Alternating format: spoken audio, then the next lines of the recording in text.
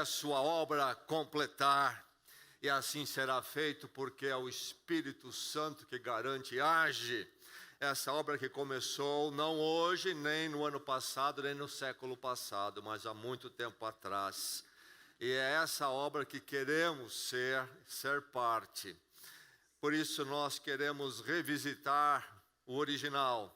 Temos revisitado nos últimos domingos, vamos continuar hoje. Voltando-nos para a igreja lá de Atos, o livro que conta a história da igreja no seu primórdio, a igreja primitiva, tempo dos apóstolos ainda. Vamos continuar revisitando o original, porque nós ansiamos ser uma igreja autêntica, e como é necessário isso nos nossos dias. A igreja vai sendo desfigurada, manipulada, triturada, dentro daquele campo chamado igreja, lamentavelmente. Que o Senhor nos mantenha alertas e muito apegados à sua palavra. Queremos ser uma igreja autêntica. Nosso texto então é Atos capítulo 2. Então logo o princípio ali do livro de Atos capítulo 2, nosso foco está no verso 42 ao verso 47. Uma descrição de como a igreja era, o que ela cria, o que ela fazia, praticava. Atos 2, 42 a 47. Mas vamos mais uma vez recordar o contexto. Atos capítulo 2 é a vinda do Espírito Santo, prometido por Jesus Cristo. Ele disse: eu não os deixarei órfãos, enviarei outro Consolador. Jesus não mais presente fisicamente, mas a igreja não só, a obra dele não só, o Espírito Santo viria. E ele disse para os seus discípulos: aguardem em Jerusalém, virá o Espírito Santo. Jesus morre na Páscoa, 50 dias depois, Pentecostes, outra festa judaica em Jerusalém. E nesse dia, então, a igreja reunida ali em Jerusalém, naqueles dias de festividades do povo de Israel, o Espírito Santo vem. E Pedro prega um sermão à multidão que se ajunta quando o fenômeno da vinda do Espírito Santo acontece. O Espírito Santo que veio, acabamos de cantar neste cântico, deixou então o seu Espírito para a obra completar, e desde aquele dia o Espírito Santo se move, constituindo a igreja, sustentando a igreja, e então inclusive nesta manhã. E Pedro então prega, o apóstolo Pedro prega um grande sermão. Vamos ler apenas parte, começando com o verso 36. Pedro diz assim à multidão, entre outras coisas: portanto, que todo Israel fique certo disto: este Jesus a quem vocês crucificaram, Deus o fez Senhor e Cristo. Quando ouviram isso, ficaram aflitos em seu coração e perguntaram a Pedro e aos outros apóstolos: irmãos, que faremos? Pedro respondeu: arrependam-se, e cada um de vocês seja batizado em nome de Jesus Cristo, para perdão dos seus pecados, e receberão o dom, a dádiva do Espírito Santo. Pois a promessa é para vocês, para os seus filhos e para todos os que estão longe, para todos quantos o Senhor, o nosso Deus, chamar. Com muitas outras palavras os advertia e insistia com eles: salvem-se desta geração corrompida. Os que aceitaram a mensagem foram batizados. E naquele dia houve um acréscimo de cerca de 3.000 pessoas. E agora o nosso texto, então, nosso foco sobre esta igreja, sendo igreja. Vamos receber a palavra de Deus com mente alerta e coração aberto. Eles se dedicavam ao ensino dos apóstolos, e à comunhão, e ao partir do pão, e às orações. Todos estavam cheios de temor, e muitas maravilhas e sinais eram feitos pelos apóstolos. Os que criam mantinham-se unidos e tinham tudo em comum. Vendendo suas propriedades e bens, distribuíam a cada um conforme a sua necessidade. Todos os dias continuavam a reunir-se no pátio do templo. partiam o pão em suas casas, e juntos participavam das refeições, com alegria e sinceridade de coração, louvando a Deus e tendo a simpatia de todo o povo. E o Senhor lhes acrescentava diariamente os que iam sendo salvos. E eles se dedicavam, eles perseveravam no ensino dos apóstolos e ao partir do pão. Deixe-me ler um ou dois textos a mais nesta manhã, para a nossa iluminação, entendimento melhor e para a nossa maior edificação. Quero ler no Evangelho de Lucas, capítulo 22, momento quando Jesus celebra então ali a Páscoa e institui a ceia com seus discípulos, a ceia cristã, a última noite dele com os seus discípulos. E quero ler apenas uma parte do que acontece, do que Jesus diz. Verso 17 diz: recebendo um cálice, ele deu graças e disse: tomem isto e partilhem uns com os outros, pois eu lhes digo que não beberei outra vez do fruto da videira, até que venha o reino de Deus.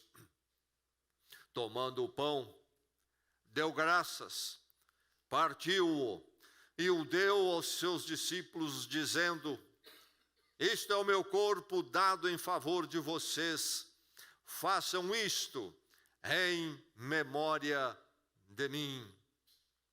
Da mesma forma, depois da ceia, tomou o cálice, dizendo: este cálice é a nova aliança no meu sangue, derramado em favor de vocês.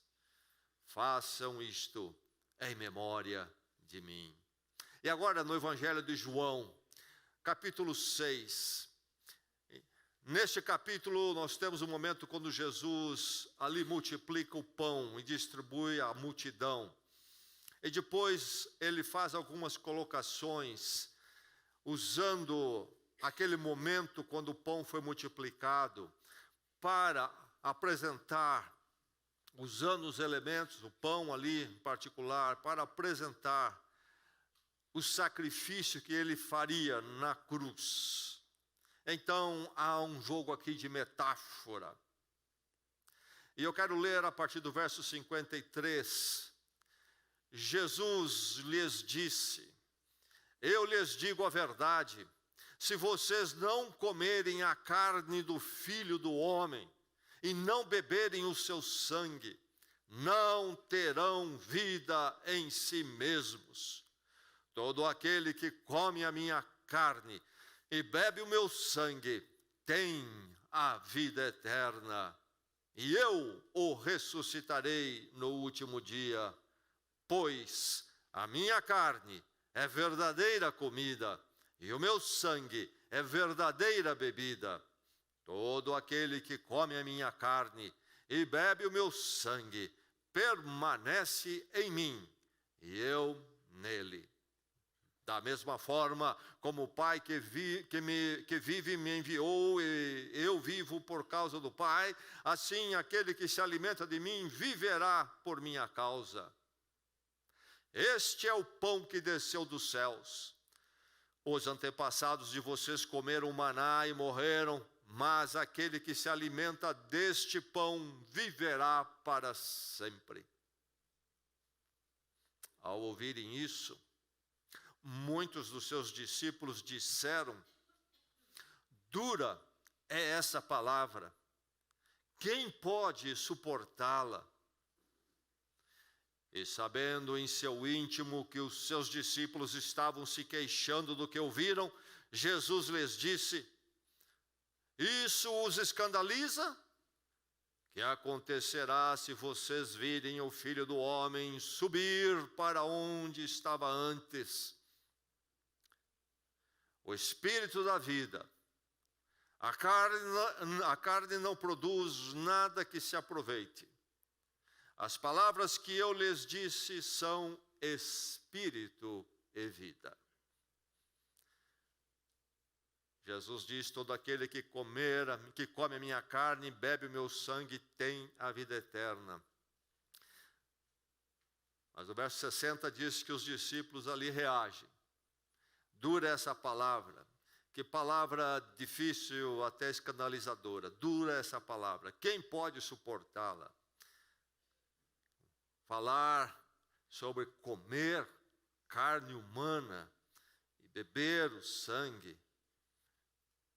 O que é que está acontecendo? Jesus está introduzindo um canibalismo aqui, alguma coisa parecida. Esta fé que ele propaga envolve atos dessa natureza. E Jesus diz: isso vos escandaliza. E aí ele aponta para realidades muito maiores, inclusive a sua ascensão. Não só a ressurreição, mas a ascensão. O que acontecerá se vocês virem o Filho do Homem subir? Para onde estava antes? Antes do Natal, antes da encarnação. Subir de volta para lá. Poder de Deus.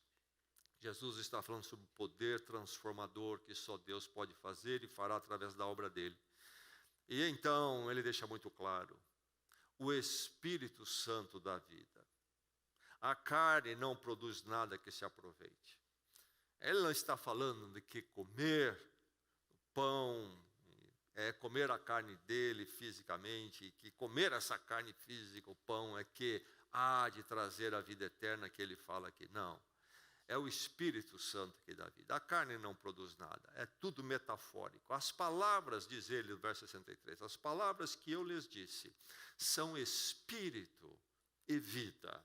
Espírito e vida. E lá em Atos nós encontramos que, no capítulo 2, verso 42, a igreja perseverava na comunhão e no partir do pão. E no verso 46 diz mais: partiam o pão em suas casas, e todos participavam das refeições. Partiam o pão em suas casas, e juntos participavam das refeições, com alegria e sinceridade de coração. Recebemos agora, acabamos de receber a palavra de Deus. Chão batido. Você sabe o que quer dizer essa expressão, chão batido? Há um uso em particular para esta expressão. Você já esteve num prédio de chão batido? Chão batido é o prédio que não tem contrapiso e muito menos então piso. Lá estava eu, num pequeno prédio de chão batido numa área rural. Era um prédio de uma igreja. Cabia mais ou menos umas 100 pessoas, no máximo 150. No meio ali, área rural, sem cidade à sua volta. Casas espalhadas em sítios.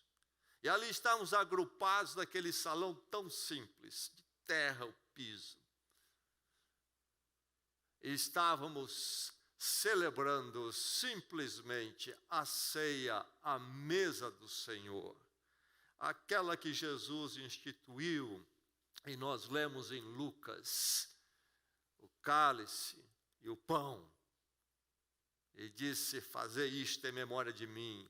Ali com aqueles irmãos, mais ou menos 100, estávamos naquele lugar tão simples celebrando a ceia do Senhor. Um piso maravilhoso, certamente de primeiro nível. Um prédio enorme, cabendo ali mais ou menos umas 3.000 pessoas, acredito. Algo que nós diríamos de forma mais popular, uma catedral. Tudo de primeira e cheio de crentes. A igreja reunida ali. Numa outra cidade, num outro momento, lá estava eu então e celebramos a ceia do Senhor. E assim tem acontecido a volta do mundo através dos séculos, e neste domingo está acontecendo. Hoje celebramos numa garagem. Só Deus sabe em que lugares está sendo celebrado a ceia do Senhor. Mas é sempre a ceia do Senhor.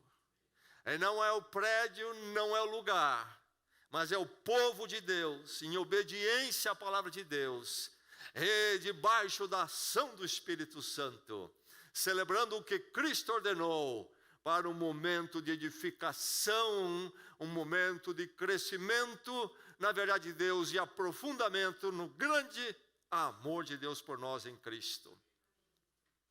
Aqui está a igreja em Atos, partindo o pão.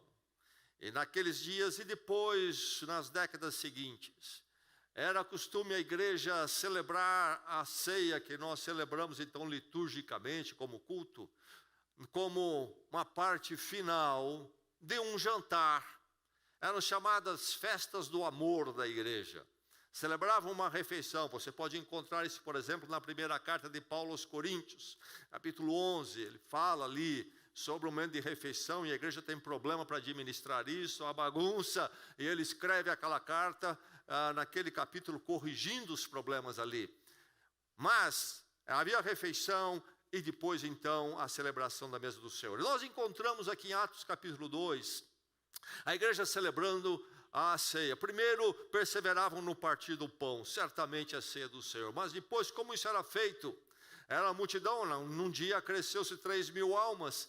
Então a igreja se dividia em grupos em casas, onde certamente refeição era feita. Diz que eles partilhavam do alimento, mas havia então o partir do pão. Isto é uma expressão usada nas Escrituras para especificamente a ceia do Senhor. Mas o fato é que eles perseveravam nisso. Por quê? Porque eles perseveravam na doutrina dos apóstolos. E a doutrina dos apóstolos, isto é a doutrina que eles receberam de Cristo, instituía a ceia. E porque eles celebravam, porque eles perseveravam na doutrina dos apóstolos, então, por isso, eles ali também partilhavam do pão.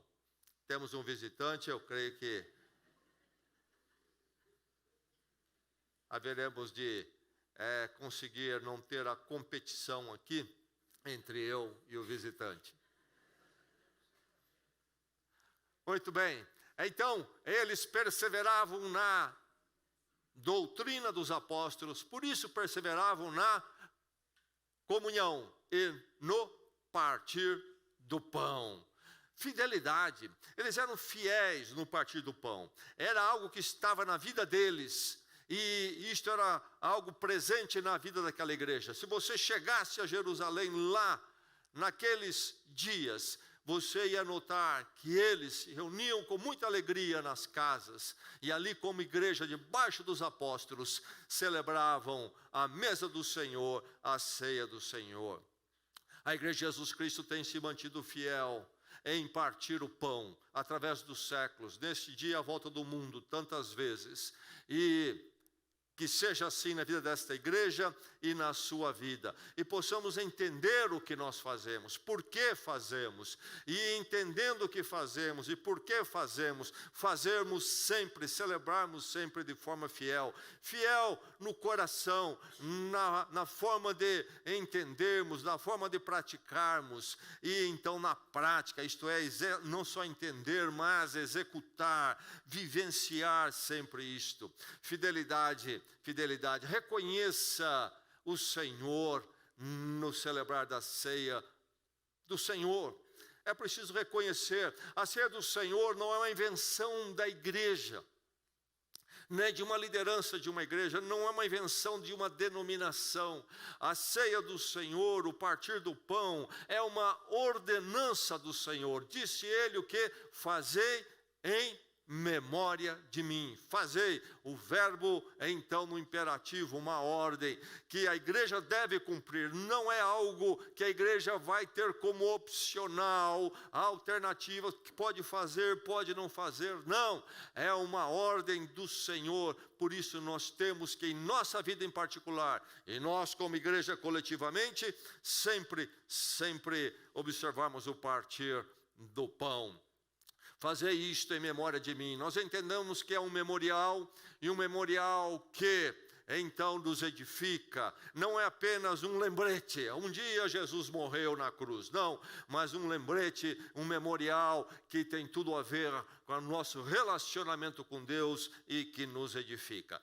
Na história da igreja, o debate sobre a ceia do Senhor é grande e rico. Os teólogos discutiram muito e posições surgiram. Se nós nos reportarmos lá no quarto século, o pensador, o teólogo da igreja cristã, Agostinho, falou sobre a ceia do Senhor, entendendo que o que acontece aqui, nós temos uma presença espiritual do Senhor quando nós celebramos a ceia do Senhor. A questão que ele está tocando é a questão do que acontece ou que são os elementos, pão, cálice, o suco ou o fruto da videira.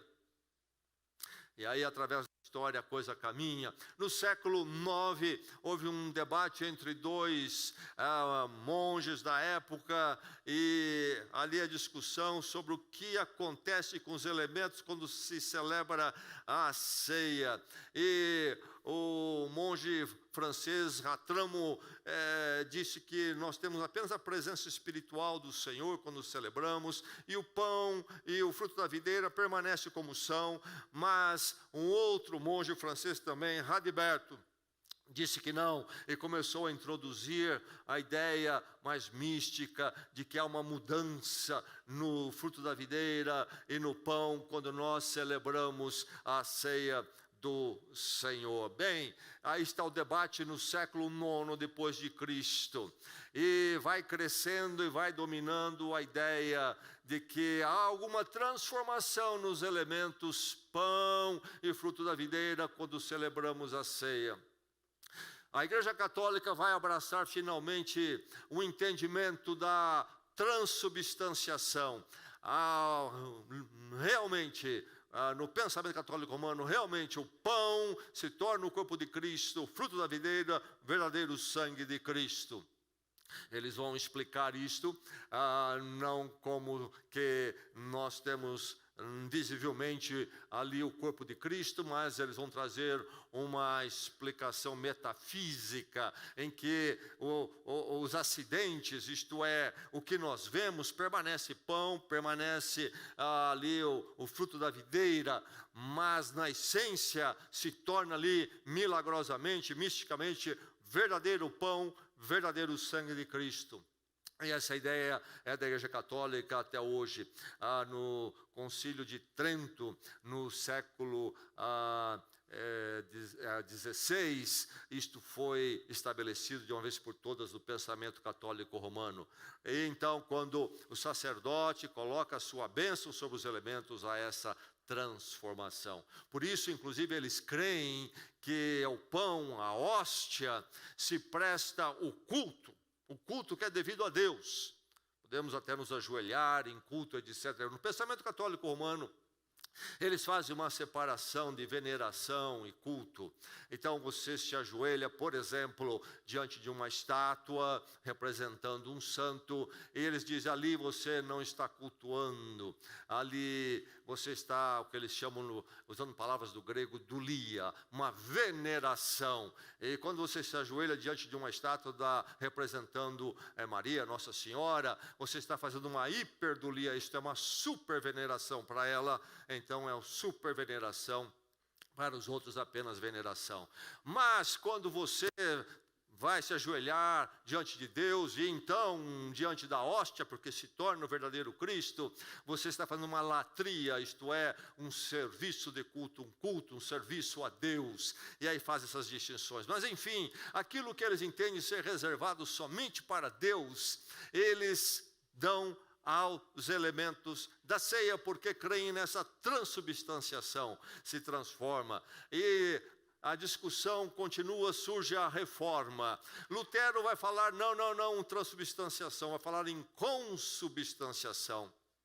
Os elementos não se transformam, nem nos acidentes, nem na sua essência, mas o corpo de Cristo está de uma forma que ele chama ilocal, ali, em volta dos elementos. Ele fala com, em, debaixo. Então, a presença do corpo de Cristo acontece ali sim, à volta e nos elementos, sem haver a transformação dos elementos. Então, ele avança, ele se distancia um pouco da doutrina católica romana, mas não se distancia tanto assim. Depois Calvino, outro reformador, vai falar da presença espiritual nos elementos. Não é a presença do corpo de Cristo nos elementos, nada disso, nem como consubstanciação, nem transubstanciação, mas há uma presença espiritual apenas. E aí fica sempre ligado a esta ideia que os elementos em si, seja em qualquer uma dessas posições, os elementos em si trazem para dentro de nós a presença de Cristo. O pão, o cálice, ou o fruto da videira. Mas olhando as Escrituras, a nossa crença, o que nós cremos e entendemos, como igreja aqui, e as igrejas de linha congregacional batista, desde o século XVII, entende, até antes, e muito antes foi entendido, é que nós temos aqui um memorial. Nós temos aqui um memorial. Os elementos em si não têm nenhum poder, não têm nenhuma condição deles em si nos transmitirem. Não importa o que aconteça, não é o ingerir, a ingestão deles que há de nos trazer alguma edificação espiritual. É um memorial. São elementos que nos falam daquilo que Cristo fez, metaforicamente, representam o que Cristo fez na cruz. Mas sim, a presença do Espírito Santo está conosco e em nós quando nos reunimos. A presença do Espírito Santo nos dada, diz as Escrituras, individualmente. Mas nos dada igualmente, inseparavelmente, coletivamente, como comunidade. Quando nós lemos a expressão, vós sois o templo do Espírito Santo, na primeira carta de Paulo aos Coríntios, capítulo 13, capítulo 6, 2 vezes, vocês são o templo do Espírito Santo. Uma vez a ênfase é mais na individualidade. E outra vez, ali o contexto se refere mais à igreja reunida, em culto e adoração. Quando nós nos encontramos para cumprir o que o Senhor ordenou, nos reunimos debaixo da doutrina dos apóstolos, debaixo da palavra, e então partimos o pão, o Espírito Santo está presente.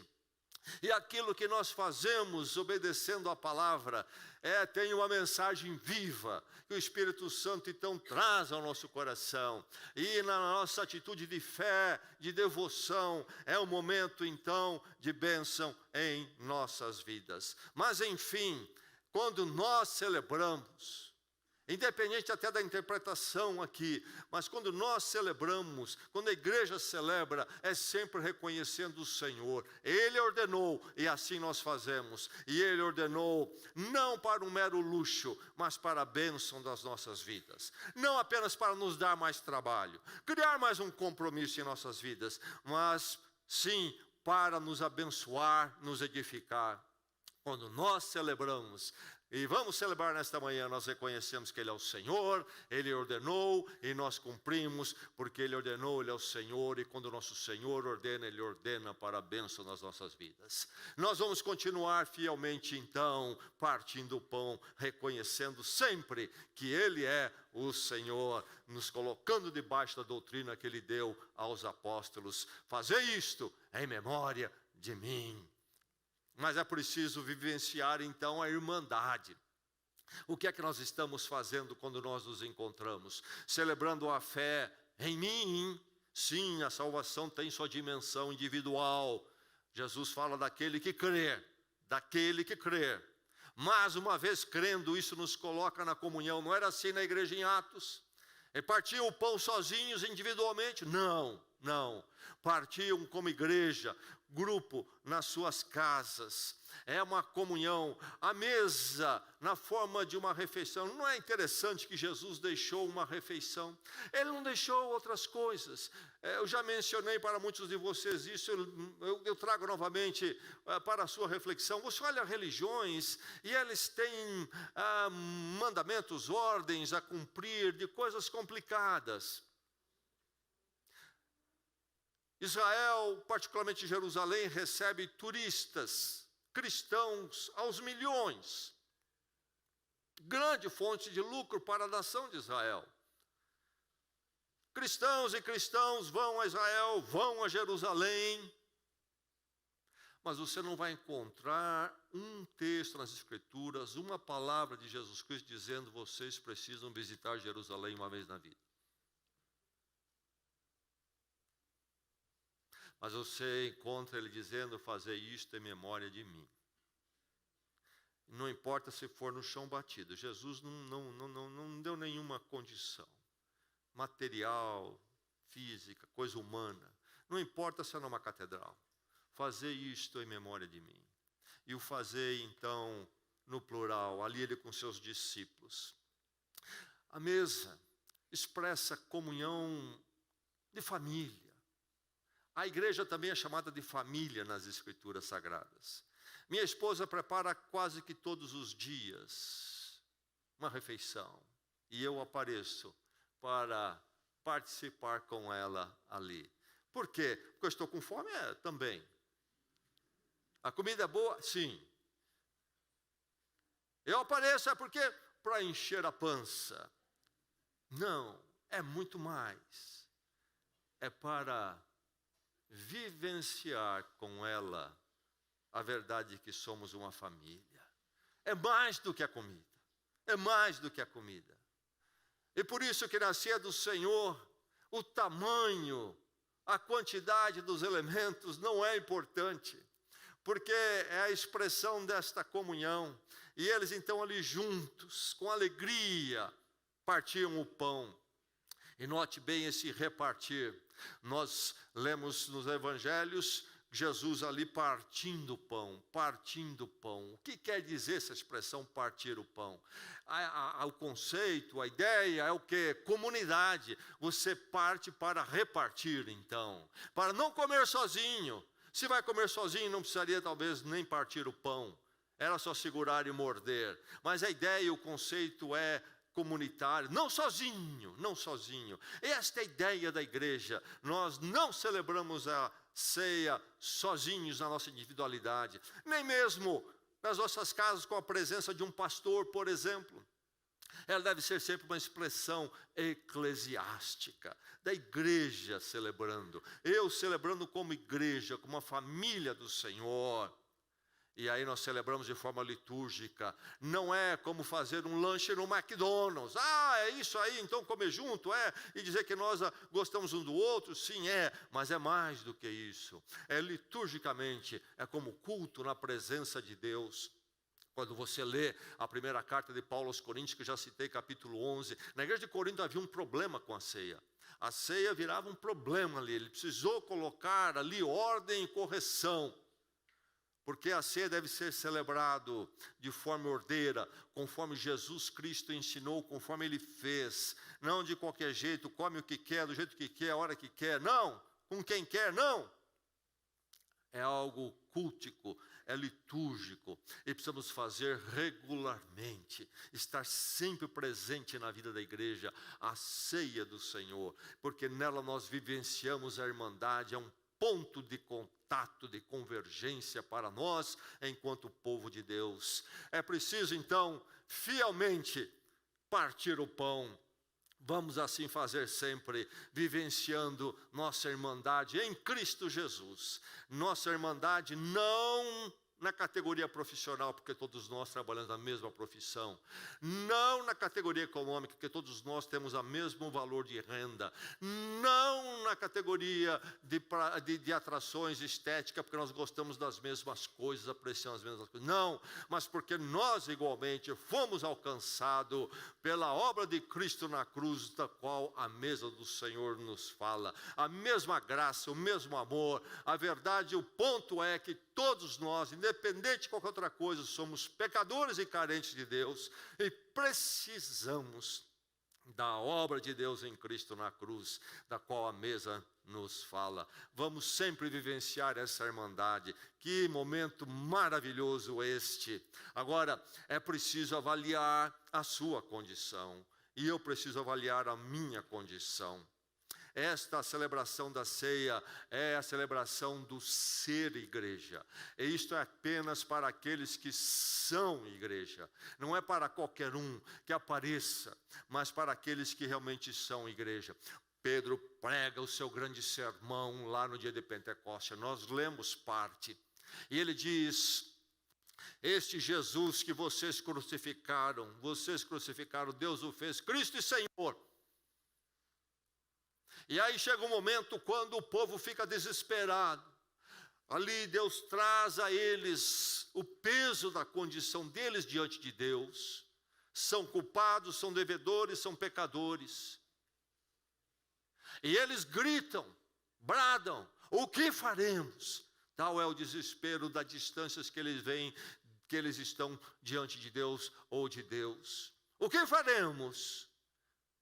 E aí a resposta de Pedro é simplesmente: arrependam-se. Não é façam 10 oraçõezinhas.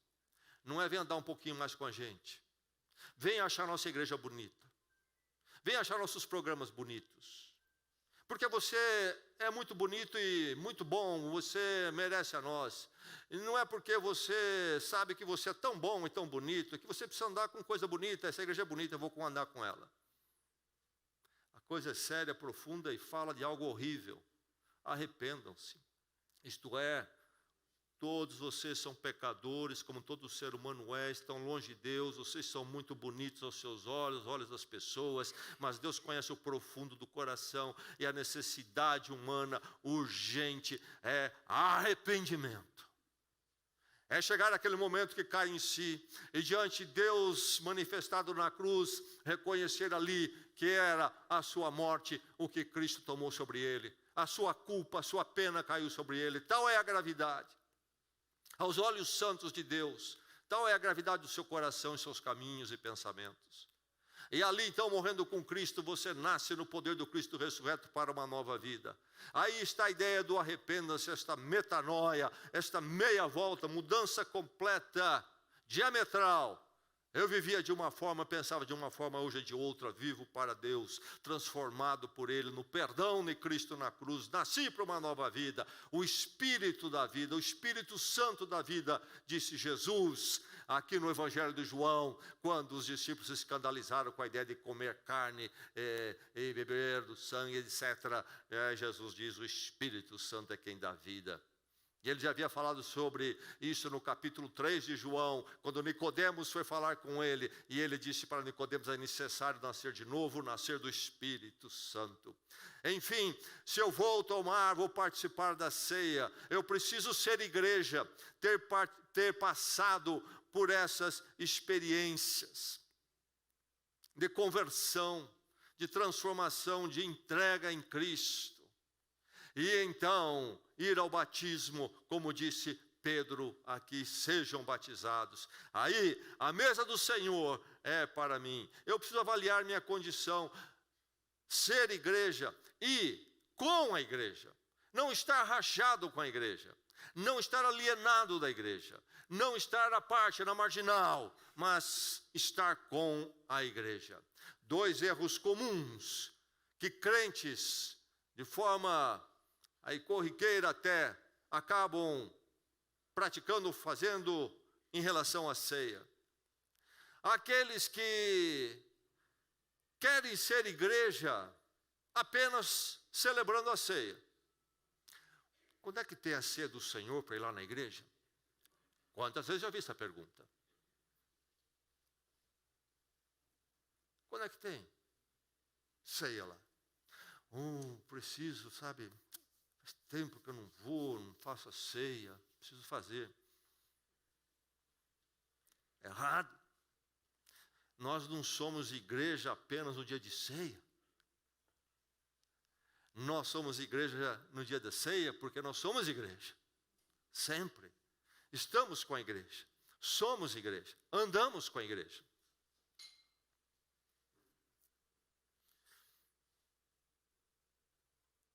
Já imaginou você aparecer na sua casa só para comer? Ou quando não acha nem outro lugar para comer, você vai lá? É você parte daquela família? Ou não? Mas há também os crentes que estão com a igreja, andam com a igreja, mas não levam a sério a celebração da ceia do Senhor. A igreja vai se encontrar para a ceia do Senhor e facilmente descartam aquele encontro em troca de algum outro programa que aparece. Não há nenhum pensamento, espera aí, nesse dia nós vamos celebrar a ceia. Esse compromisso pode ser celebrado num outro dia. Esse compromisso pode ser cumprido no outro. Esse convite pode ser aceito para um outro dia. Esse dia eu vou estar com a igreja. Eu já tenho um compromisso. Eu preciso estar com a igreja. Eu sou a igreja. Ou até, lamento, acho que vou ter que perder esse negócio bacana aí. Porque há algo muito mais bacana, a ceia do Senhor. Que esses erros sejam jogados para fora de nós. E possamos sempre em condição plena celebrarmos a ceia do Senhor. Porque um dia Cristo nos transformou. Entendemos que eram pecadores, fomos transformados, estamos na nova vida, o Espírito Santo nos dá vida, e agora crescemos nessa vida com Deus, fazendo a vontade dEle, aprendendo com Ele dia a dia. Não somos perfeitos ainda, mas estamos na nova vida, estamos crescendo nela e procurando fazer a vontade de Deus, e por isso é que nós estamos na igreja, por isso que fomos ao batismo, e agora então nós podemos e queremos sempre celebrar a ceia, estamos em condição de assim fazê-lo.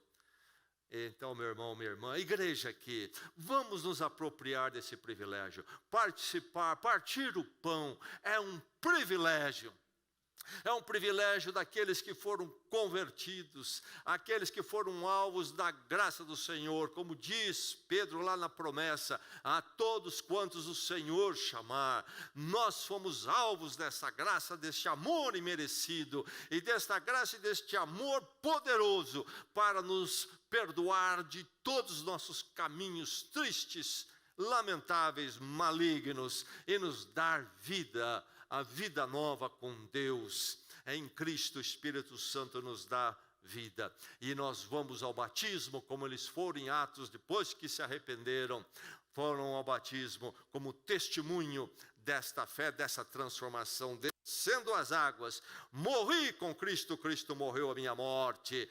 Saindo das águas, pelo poder do Espírito Santo, no Cristo ressurreto, nasço para uma vida, o que Jesus chama de vida eterna, vida com Deus para todos sempre, agora e para todos sempre.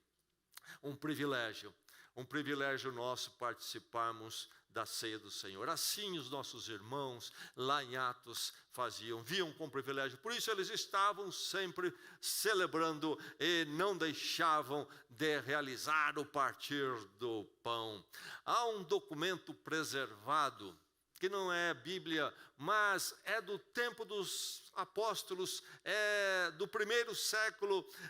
Os especialistas aí à volta do mundo datam esse documento como sendo entre 60 depois de Cristo, 60 anos depois de Cristo, ou 90, entre 60 e 90. Então, nos dias do apóstolo Paulo, nos dias do apóstolo João, é um documento que corria as igrejas com orientações sobre como a igreja deveria agir em diversas coisas. E há o tópico ali no item 9 sobre a ceia. E a ceia é chamada no ambiente católico romano e muitas vezes na história como Eucaristia. Por que Eucaristia? A palavra Eucaristia quer dizer ação de graças. Porque nós lemos que quando Jesus parte o pão, toma o cálice, ou recebe o cálice às suas mãos, ele deu graças, sempre com gratidão. deu graças. Então, é um dos nomes que se usa, não é o único, mas é um nome que se usa, Eucaristia, ceia do Senhor. Mas a Didaquê fala sobre a Eucaristia, que deve ser celebrada de forma que ninguém coma nem beba da Eucaristia, sem antes ter sido batizado em nome do Senhor. Então, um privilégio para mim e para você, que confessamos a Cristo arrependidos, como foi para aqueles 3.000 em Atos, e agora somos da família do Senhor, podemos sentar à mesa da família do Senhor. Um privilégio, porque eu sento ali com os meus irmãos, todos nós sabendo, somos perdoados, somos eternamente perdoados, somos do Senhor hoje e somos do Senhor para todos sempre. Nesse espírito, nesse privilégio, sentamos à mesa. Mas, meu irmão e igreja, você na sua individualidade, eu na minha e nós juntos, não nos esqueçamos que a ceia é uma fonte de nosso fortalecimento. Nós precisamos nos fortalecer regularmente. Você olhe para a ceia sempre desta forma.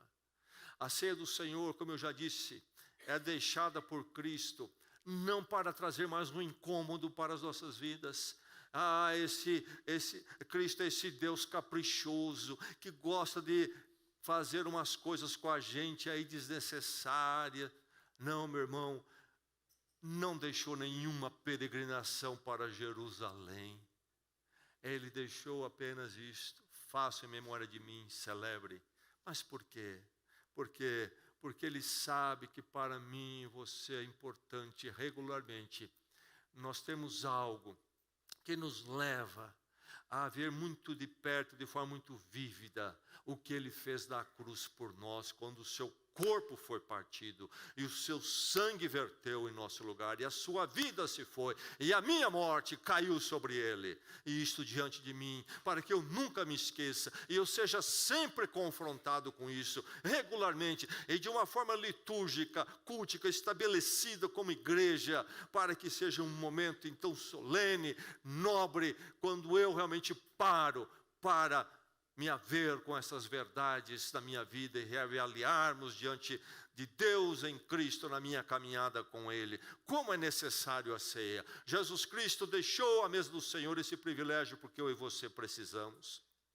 Na mesa do Senhor, à mesa do Senhor, você é renovado, eu sou renovado e somos renovados como igreja. Eu e você somos edificados, levados para mais perto do Senhor, se celebramos realmente, verdadeiramente a mesa do Senhor. Somos levados a ver as nossas vidas diante do amor de Deus, entender mais esse amor e graça dele em Cristo e nos firmarmos mais e mais na fé. E durante a nossa existência nós vamos marcando esses pontos e marcando esses pontos. E a igreja também vai marcando esses pontos de verificação. Estamos perto do Senhor, estamos olhando para a cruz, estamos olhando para o Cristo crucificado, estamos olhando para a graça de Deus em Cristo. Que momento precioso. E aí, o pão está aí, pão feito na padaria, o suco de uva feito em algum lugar, alguma fábrica. E tomamos esses elementos que nos falam do Cristo que morreu por nós. Mas fazemos isto com a presença do Espírito Santo que aqui está e age em todos nós. E ao vermos a mensagem, as verdades que vêm daí, que são as verdades da palavra de Deus, dos evangelhos que nos narram a obra de Deus em Cristo e Cristo na cruz. E o Espírito Santo, então, fala aos nossos corações, aplica mais a graça de Deus a nós em termos de santificação e transformação. É algo comum? Não. É mais uma refeição? Não. É muito mais. É um momento quando o Espírito Santo trabalha na minha vida individualmente e na nossa vida como igreja. Há algo sobrenatural. Há algo que o poder humano não pode trazer. Por isso eu creio até que Jesus deixou algo tão simples, tão comum, e que celebramos com tão pouco, uma migalha de pão, porque não é aí que está o poder, mas no Espírito Santo que está aqui e transforma, muda, edifica, dá esperança, nos dá alegria para sempre. E aí nós somos levados então a uma comunhão mais profunda com Cristo. Ah, o meu Salvador, este cujo corpo foi partido por mim e o seu sangue foi derramado por mim. E por isso também então, não somente me fortalece na comunhão com Cristo, mas me fortalece na comunhão com a sua igreja. Quanto mais me aproximo da igreja, então vou me aquecendo. Me aproximando de Cristo, me aproximo da igreja. É sempre assim. Me aproximar de Cristo nunca me afasta da igreja, se é que eu me aproximei dele. O que me afasta da igreja, meu irmão, não é Cristo. Não esqueça-se disso. Você está se afastando, tenha certeza que não é o Senhor que o está afastando da igreja. Cristo sempre me atrai mais para a igreja. E isto acontece na ceia.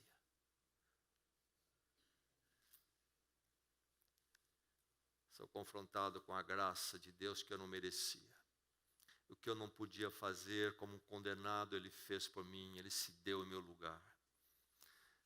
Cristo é o Cordeiro vicário, Ele foi levado ao altar no meu lugar, substituto. Em contrição ali, diante do sacrifício dele, há arrependimento. E então há libertação da culpa e do poder do pecado.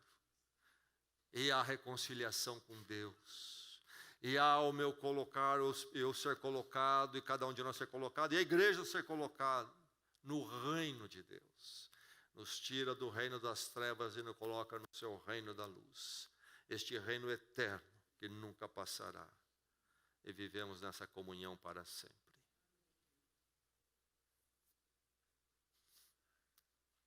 Partir do pão. Primeiro século, por volta do ano 33, em Jerusalém, lá estava a igreja partindo o pão. Nós, nesta manhã, vamos partir o pão. Que distância? Geográfica? Sim, estamos na América do Sul e lá o Oriente Médio. De tempo? Bem, estamos falando aí mais de 20 séculos. Mas meu irmão, minha irmã, nesta manhã, quando